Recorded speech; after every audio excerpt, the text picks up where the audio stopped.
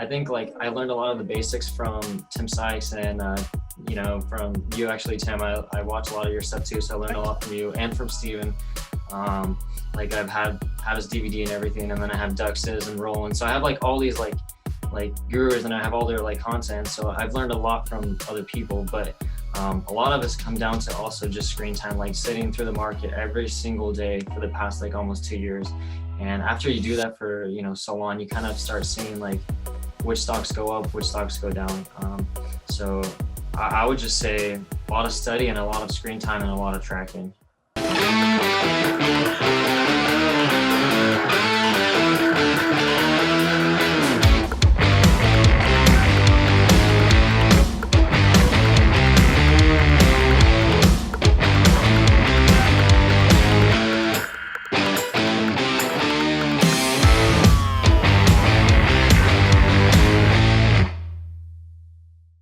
Welcome to the SteadyTrade podcast. We have a really good, informative podcast for you guys today because it's one of the most commonly asked questions successful or profitable day traders get. And I don't know how I can group myself in that category, but I guess these days I can. And the question that we always get is what made it click? To go from a losing trader to a profitable trader, what clicked? What was the aha moment? And for everyone, I guess it's a little bit different, which is why on this episode, we've got a few different people on. We've got me, I've been in the game a couple of years. I'm not great yet, but I'm nearly getting there. We have Tim Bourne, who is great. He's a veteran for like, I don't know how many years, 10 plus years. 500. We also have 500 years. We have 50. Alex, Alex has just had that kind of aha moment. Alex is like quite recently, it's just recently clicked for him. So we wanted to bring him on to see what advice he had, as it's quite fresh. And we have Kim, who it will click for. So so we have a lot of different perspectives, and I'm excited to get it going. So I mean, I guess we'll start with Tim Bourne before any more time passes on, because I haven't clicked 15 years ago. So Tim, like I just want to ask you, where like you must have been, were you ever like, I'm never going to get this? And when did you think I might get this? And what made you think I might get this? First of all, nice job, Stephen, by not doing a 20-minute introduction like I tend to do. So it was one. I believe it was short, right? It was okay. I believe the top two complaints about the podcast are all related to me, and it's my interrupting and it's my 20-minute long introductions. So anyway, thank you. This is kind of fun. I like moving on to the the Johnny Carson couch instead of being the interviewer. And not the couch in that kind of way that you're thinking, Steven. No, not the casting couch. No. So, the Johnny Carson couch. So for me, most of you, if you're longtime listeners, I'm not going to go over the bio, but you know that I was, I was very interested in trading for basically my whole life and never made any money, never had an edge, tried everything. Found Tim Sykes in 2007, back to the penny stocking DVD, the original one that's still out there. And personally, I still think it's really good. I found that, and the biggest thing that clicked for me, now I'll get to the profitable point, but the biggest thing that clicked for me was in that DVD, Tim just showed over and over again that 90% of this stuff was just patterns and catalysts that were repeating. And again, that DVD is 15 years old, and we're still doing the same stuff now. It's still hyped up coronavirus stocks with a history of running, that low float that everybody piles into. You can buy them on the front side, and then everybody runs to the exit when they have that first red day, and you can short them on the backside. So that DVD clicked it for me because I was like, wait a minute, this makes sense, okay? Buying GE or GM or Ford because you think they'll build more cars next year doesn't work. Now, it might work if you're a $1 billion hedge fund, or if you got 10 million bucks, and you could put $1 million in Ford and wait 5 years. But I was trying to get over the PDT. I was trying to rapidly grow my account.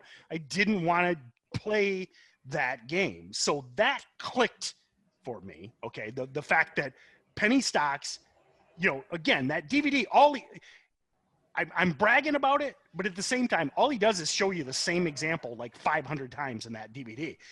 But that clicked for me. I still remember was sitting right over there watching that thing on a DVD player, no less. Wow. How old I am. I'm surprised it wasn't VHS. But anyway, so then what clicked for me profitability-wise was thanks to this guy. Whoops, it's falling apart. So this is my journal from 8/15 of 2008. This was the oldest one I could find. And in the back, so this is my moleskin and it's falling apart. But in the back, I would have my secretary draw grids. This was back before they had the moleskin grids. I'd make her draw the grids and then I would fill them out. My ticker, my strategy, my strike, the time of day, what my rationale was. I had different codes for the rationale, the thesis on the trade, and then my exit, and then what happened, what happened with the trade, and ultimately what was viable. So what clicked for me profitability-wise was a year after I found Tim Sykes, I got hardcore on data collection. Now I know this isn't a spreadsheet, but I'm an analog guy. It works. And so March 6th, all these tickers that I was looking to potentially buy or short, I traded some of them. I traded 5 of them. You can see my entries were at 9:30, 10:50, 11:21, 11:53, and 2:30 p.m. And then what's the note at the bottom? It says, still trading 2 random and too many tickers. Okay. You can see I made 5 trades that day. Pick an idea and your favorite stock and stick to it. Okay. And then it just goes on and on. I yell at myself a lot. But to me, it was the data collection and sticking to a plan, much happier trading less and better results. That was May 7th, 2008. Okay. So 12 years ago. So that was the work. It took me a year before I started doing this. It took me a year of random results, going long, going short. I was in the Tim Alerts chat room. This is before the challenge existed. A year later, I was pissed. Back to your question, Stephen. I was pissed because I still was basically break even. I'd win, I'd lose, I'd win, I'd lose, We all are. Yeah, some months I'm down, some months I'm up. I was going nowhere. That's when I decided on my own to start doing this shit. And again, you guys can see this thing literally falling apart on me. That's awesome. That's when it clicked. That's when I became much more consistent. That's when I became profitable. When I started doing that work. Okay. Yeah. Here's my Tom Brady rant. You've all heard a million times. Tom Brady spends an hour a week on the field. The quarterback of an NFL team is doing something an hour a week. Tops. Yeah. It's not pressing the buy and the sell button. It's doing all this stuff. So that's when it clicked for me. So so it's basically data and pattern recognition over time. And Alex, it was funny. I was just chatting to Alex before he came on, and that's why we decided to bring him on. Alex was saying that he lost, he didn't have green months and red months. Alex had red months for 10 straight months in a row when he first started. Wow. But and for me, I mean, it's like even if I had a green month, it was like a couple $100. Was like, I mean, you couldn't. In the beginning, I couldn't buy dinner with my green months. Yeah, no, but it ultimately gets to the point where you I noticed this the other day. I was like, my last red month of more than $1,000 was March 2019 or something like that. No kidding. So that's when you start thinking, shit, I'm getting good at this because I'm having big green months, but whenever I have a red month, I don't often have them, and when I do, it's very small. That's awesome. So, but Alex, how did you not be demoralized with 10 months of red? I don't know. That would be hard on me, I think. Yeah, how did you handle it? It definitely was hard. But I got an interesting story, I guess, of how I got into it. So I kind of just I was working with my dad at the time, and I thought I wanted to do that for the foreseeable future. But then I kind of came across Tim Sykes just on just Googling stuff. I don't know even how, but I just came up on him. And so I started looking into it, and then I kind of, as I was still working with my dad, I decided that I think that I want to trade. And so a little like down the road, I decided that what I'm going to do is like, because I realized how much like work it's going to take to learn and to studying to actually become profitable. Like I still thought that like I could be an exception, because I am like, I do consider myself kind of smart. So I thought like I could be like a Dux or a Roland. But I knew like I would need to dedicate like as much time as possible to like learn how to do it. So what I actually did was I ended up saving up some money so that I could basically go just full time, all in, like as soon as I started. So I basically had some money saved up, a fund in my account, and then had enough to kind of just live a little bit. And because I still live with my parents, so that, you know, I don't have to pay for anything else. But I quit my job with my dad, so I had nothing else going on. And like I knew that this is what I was going to do. And so I had no option B. So I had like no plan B. It was literally, I learned how to trade, or I go and I'm going to have to get a job somewhere else. And that wasn't an option for me. So it was all in from the start. And basically for a whole year, I started with Tim's DVDs and stuff. I was in the challenge as soon as I started.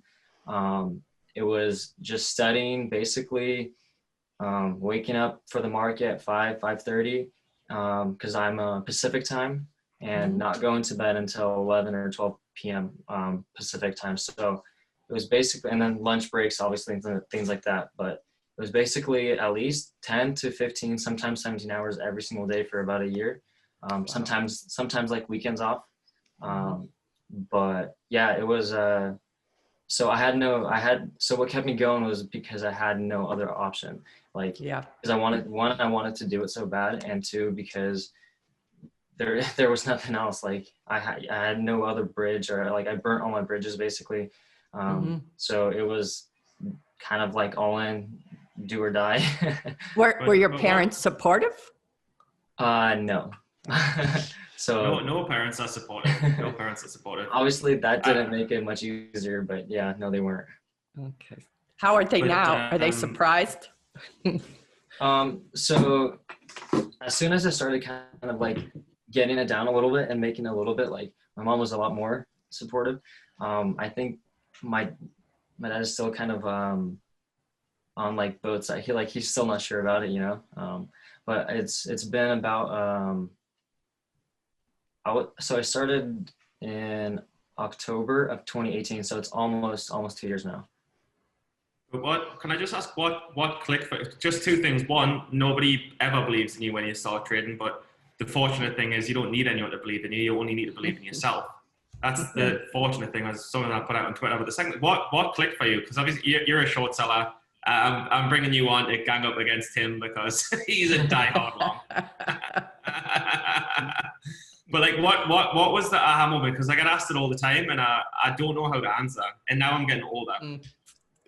Yeah. So like you mentioned, Steven. So like I was losing. I had no green months at all. Like I came in super confident because I thought I was smart enough to be, you know, part of the 10% of people that can do it, but I wasn't, and I was very emotional when I was trading. So I lost every single month. So basically, I'm at my lowest point. I was down $13,000, and that was 2019, either June or July, and I was down to $2,000 in my account, and I had literally like at that point, I knew that this was my last chance. Like I had no money left. This was it. If I lose this, I'm gonna have to go and start working somewhere.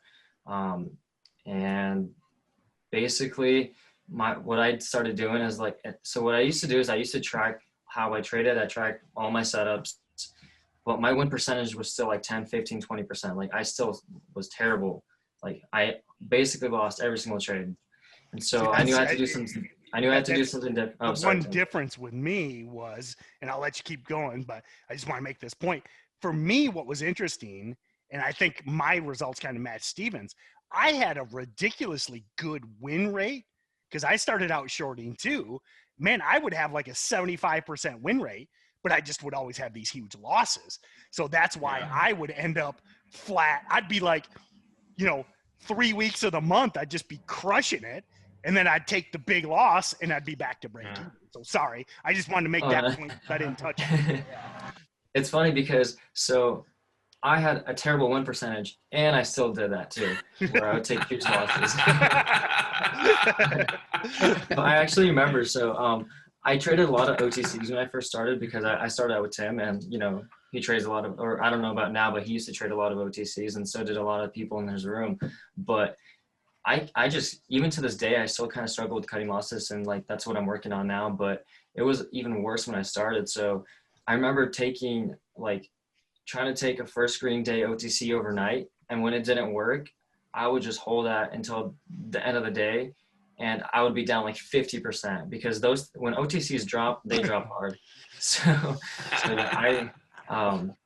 I had a terrible win percentage and I couldn't cut losses. So, how did you turn it around? What clicked?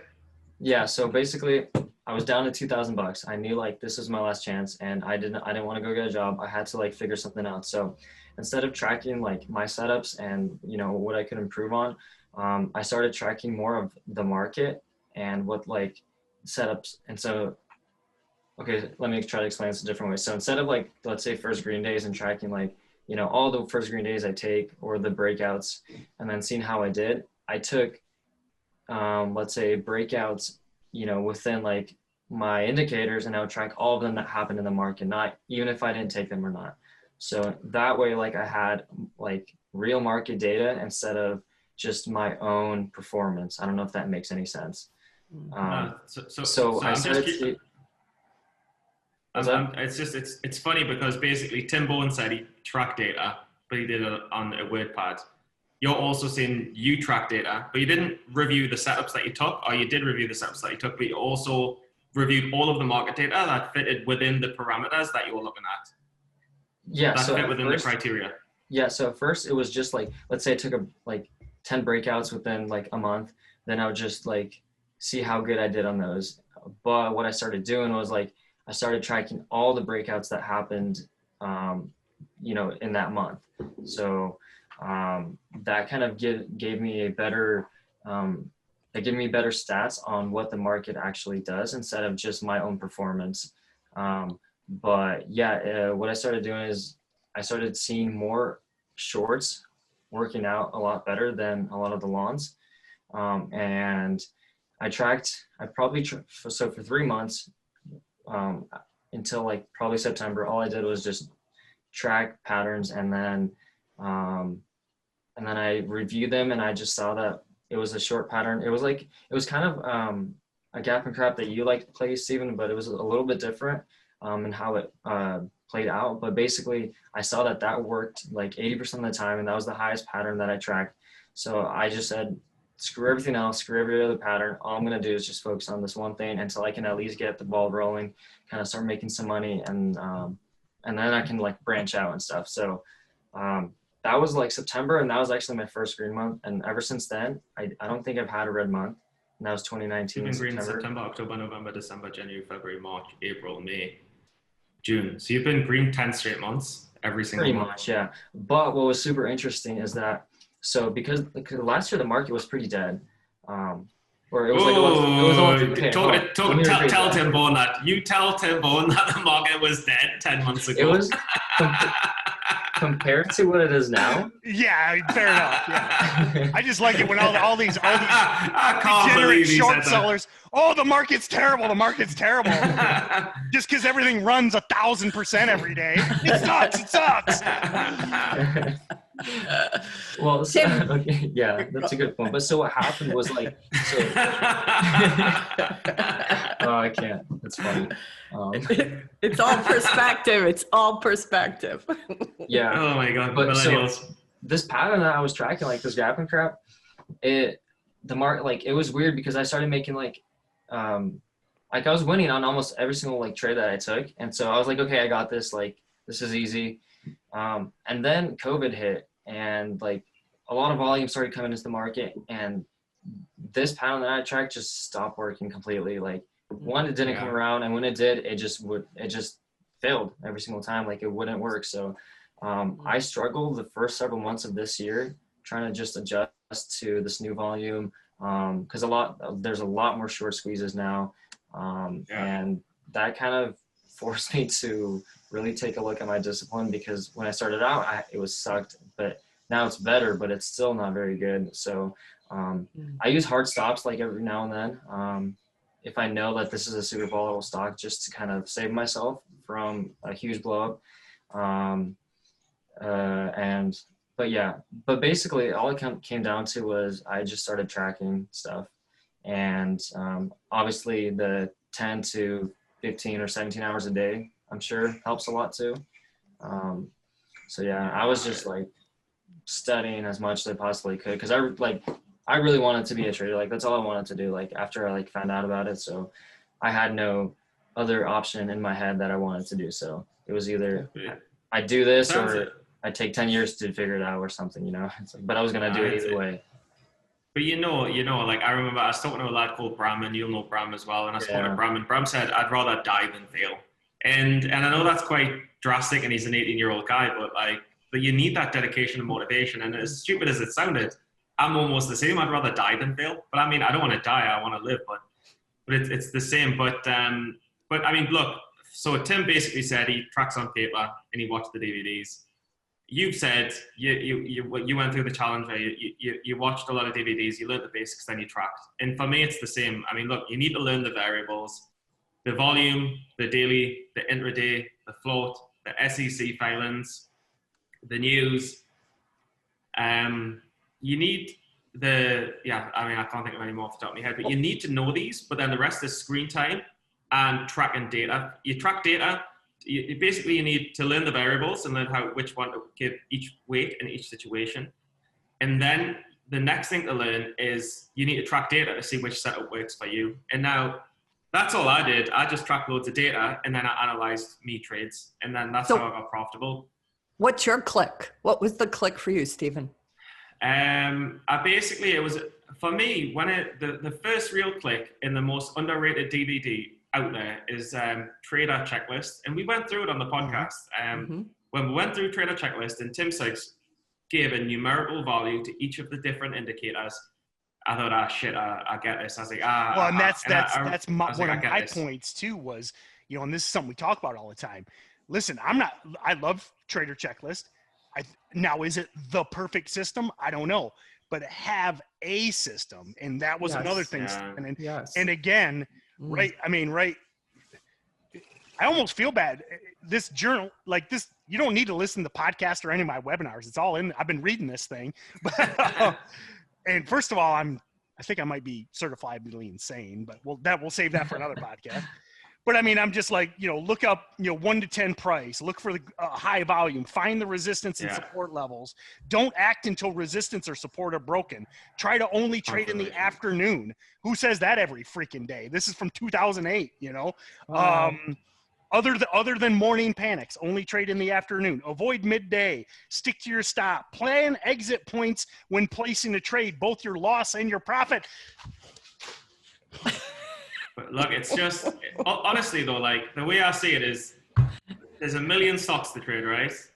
Yeah. And then you think, well, which pattern resonates with me? Like you have to find a pattern first, and that just comes from screen time. You find a pattern and you think, right, I like this pattern. And then you narrow down a million stocks to 5 stocks. And then you think, well, which ones, if I'm short, and I'm like, well, which one's got a higher float, which has got less volume, then which has got the weakest news, which is not in a hot sector, which has got the most dilution, and you narrow down your short. And if you're long, you think which is the lowest float, which is the highest volume. Well, and what you just did there is you just gave a system, the best news. You know. Yeah.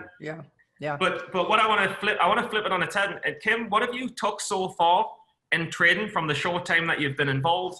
What have you took? Where is there any grains where you think this is clicked, that's clicked? And then what I want to do is just ask the guys one by one to give the best 1 or 2 sentences of advice that they can give to you to make it click.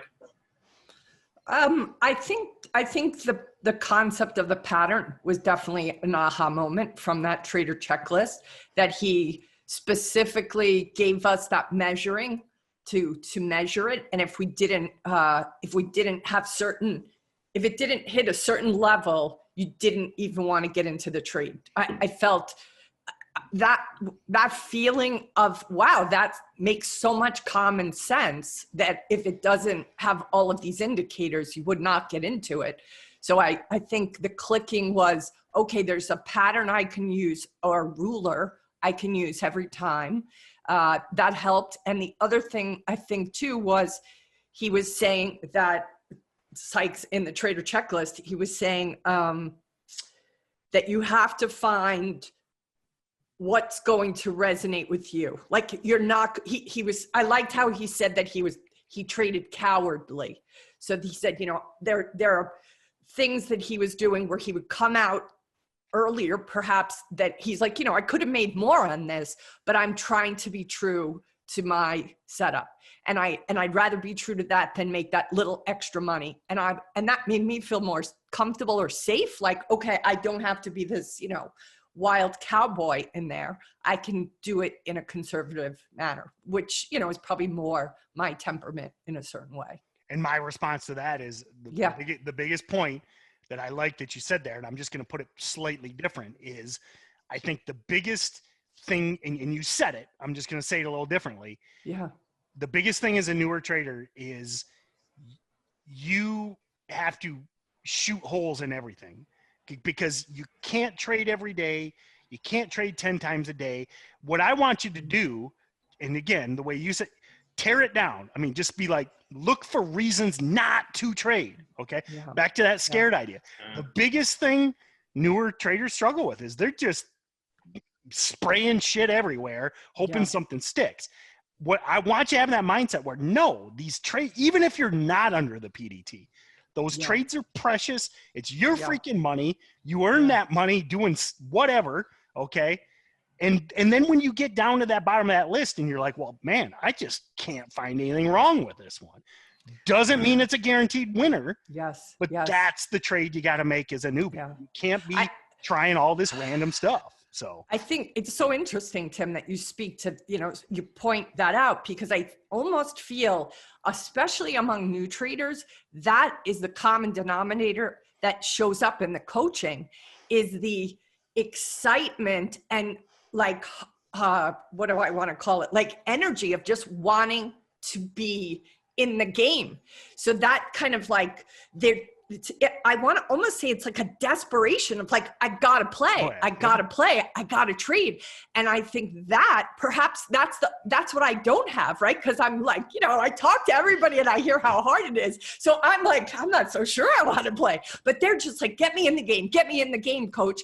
And then they go in and it's like they start shooting even when they shouldn't. So perhaps maybe that's the biggest aha moment. You know, for me, it was like, oh, you don't have to be like that in fact, that may sabotage you, if anything. No, it's a really poignant point. And it's funny because when you first start, you want to trade all of the time, but you know the least. And then when you know the most, you learn to trade less. That's very well said. I like that. Write that one down. That's like a jewel. That's a perfect little jewel right there, Steven. It really is. But no, but it's true, because I remember being tied. I remember when I got tied up in Positano. Like Tim Sykes tied me up because he said I traded too much and not disciplined. And I'll probably trade the same now, but the difference is I know what I'm doing, or I know more what I'm doing. Mm-hmm. But I mean, what advice would you guys give someone to just start now? Because it's so difficult for someone who's starting out. Like I get questions every day. People have been like, I've been studying a year, I don't get it. It still hasn't clicked after a year. Like, what can you say to someone starting out, and what can you say to someone who's been studying a year? We'll go with Tim first. It's same thing I said earlier. It's right here. I mean, got to track data. Dude, I think if I start like crying on this podcast, you know, disconnecting, I feel like I'm looking at pictures of my kids reading this thing. Yeah. This is beautiful. From 09, man. That's awesome. This poor bastard, man. So the answer is just track, however you do it, track your data, journal. Okay. I got a handwritten journal. I just went by. It's like look at this. Wow. This is awesome. This is totally Jack Torrance at the Overlook Hotel getting ready to kill his wife and kids. That's right there, man. So all joking, but this is tortured. I'm reading it. This poor guy. But that's what you got to do. I think you got to write down. And again, however you do it. Yeah. You know, I'm not saying you write it by hand, but you got to deal with those demons, man. Because if I'm yelling at myself about taking big losses in here. I'm yelling at myself about over trading. I'm yelling at myself about shorting first red day in this thing, or first green day. First red day. First green. but Nice, Tim. But it's like, that's what I mean. There's again, I know you can't read it, but there's like 50 F-bombs to myself in this journal entry. So. You're clearing. You cleared. Yep. There you go. You cleared, and you got yourself to the next day. And then you did it again. And you did it again. So I think what you're saying, whether you're saying it or not, I'm hearing you are willing to endure the hell week, the hell months, the hell year. And that to me is like a willingness to be perseverant.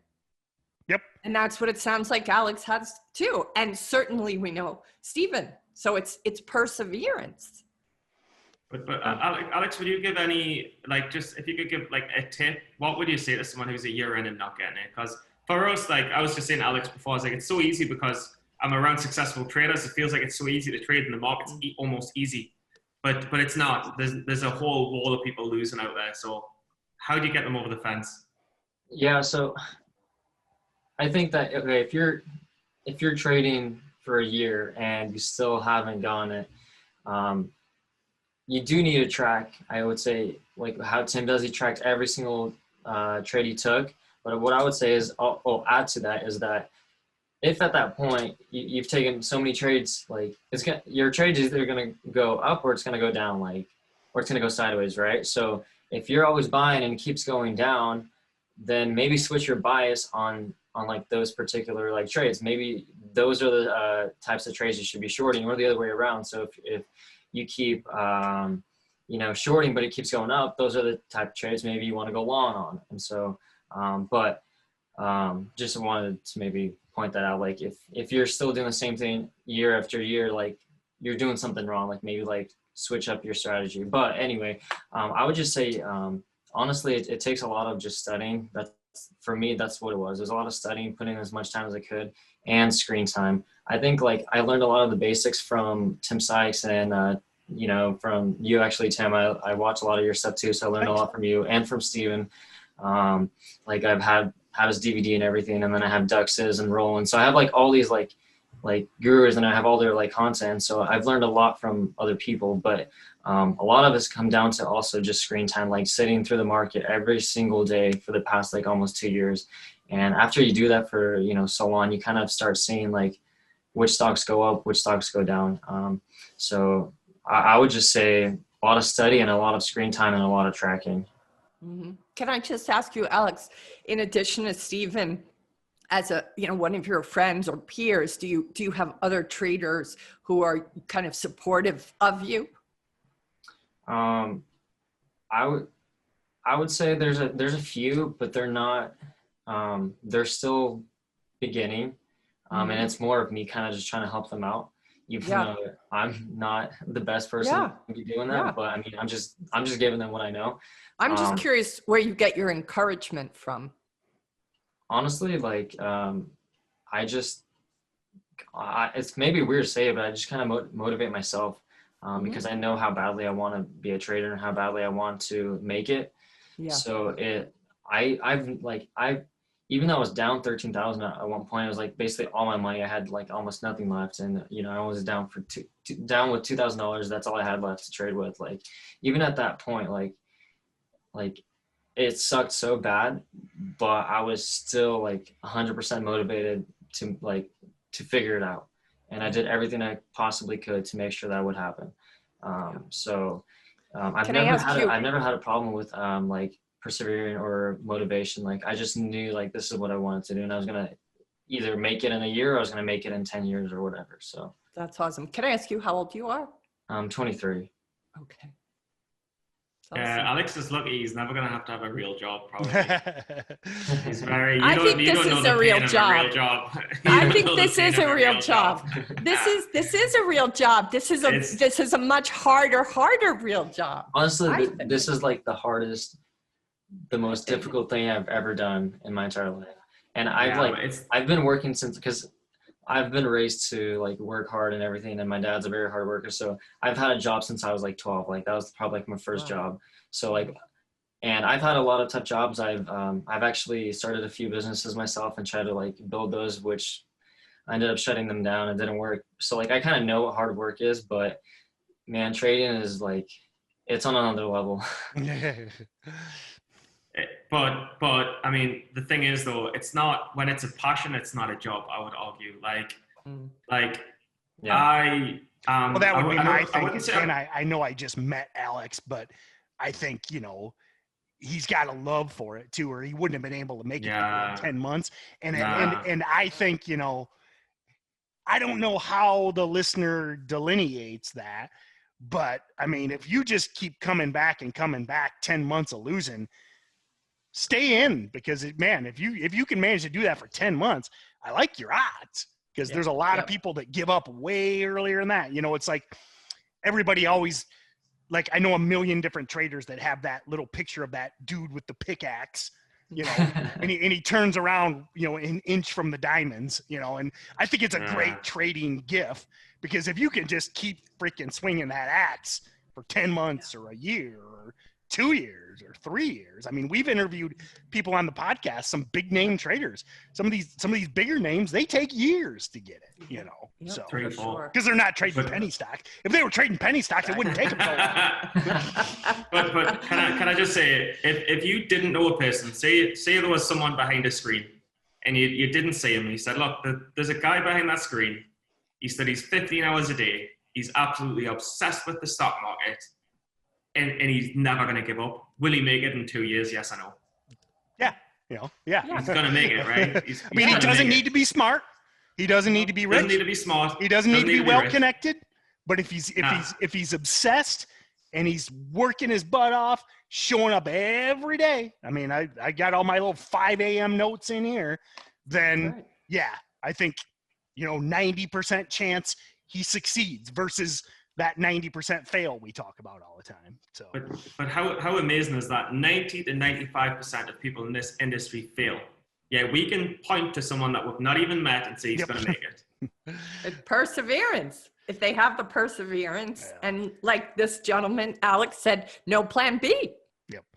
I mean, I'll do my Jocko impersonation, but you know, my opinion, that's the same with everything. You know, if you're starting a restaurant, if you're starting a business, I mean, you just, you know, I mean, that's one thing that bugs me a lot when people talk about the failure rate. Well, 90% of restaurants fail too, but no one's like, it's crazy to start a restaurant, you know? It's true. The thing is though, like, but a restaurant can fail and it's out of your hands kind of thing. Exactly. But with trading, you get what you put in, you get out what you put in. Well said. Mm-hmm. Trading, like, and it's in this market with this volume, there is no excuse not to make it. There's absolutely no reason to fail.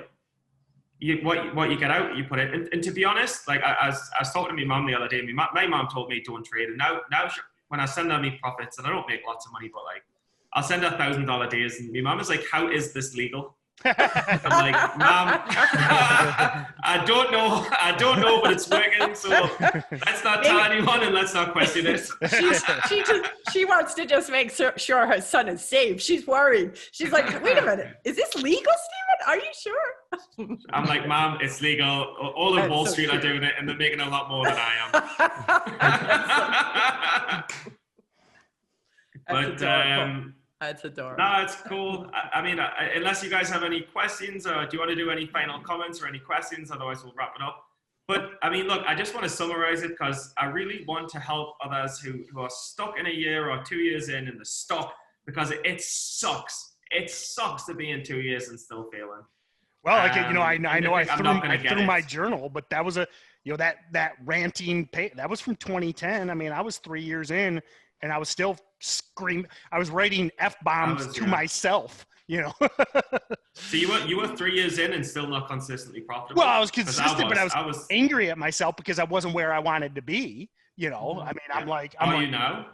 yeah, Are you I think, happy where you are now? yeah, You good? yep. I would say, you know, 2013 is when I made the decision to sell my business. So 6 years in, I was like, okay, I'm happy with where I'm at. I can make this work. I've you know, and again, by no means do I have it quote unquote figured out, but 6 years in, I was like, I was secure enough to decide to sell my business. So. Wow. That's awesome. Yeah. So, I mean, look, if you've been 1 or 2 years in and you're still struggling off, you knew it. I mean, we've kind of all answered in the same way. It's, yes, you need the initial study, you need the initial DVDs, you need the guru. I mean, I think all of us went through Tim Sykes, and some of us went through Tim Bowen and Tim Sykes as well, which is cool because Tim Bowen's obviously a mentor. But you need to first for me, you need a good year of learning and listening to gurus and mentors. Maybe you need 1 or 2 years, but then it all comes down to tracking. It all comes down to tracking setups and tracking trades. And if you're not making money or you haven't got it and you're not tracking, then I'd say that's probably the reason why. And that's a wrap. Kim, Tim, Alex, any final comments or? No, nice to meet you, Alex. And you know, and again, Yeah. my biggest point, you know, and I know we've said it 5 times, is you got to be willing to lose for 10 months. I mean, that's what it's about. I mean, we all talk about Grittani was 9 months. You know, Grittani made, you know, greatest penny stock trader ever, 9 months making no money. So Wow. if you, Awesome. and this is, you know, I've said this a million times, but maybe you can do it in a month. Maybe you can do it in 2 months. I really freaking doubt it, because you might be, out of 8.7 billion people 7.8 billion people on the planet, you might be the guy or the girl, but good luck. You're probably not. So, but Alex said no plan B, and that's I don't want to say no plan B, end up on the street and homeless, but having no plan B is a very good motivator, and it shows a willingness to learn.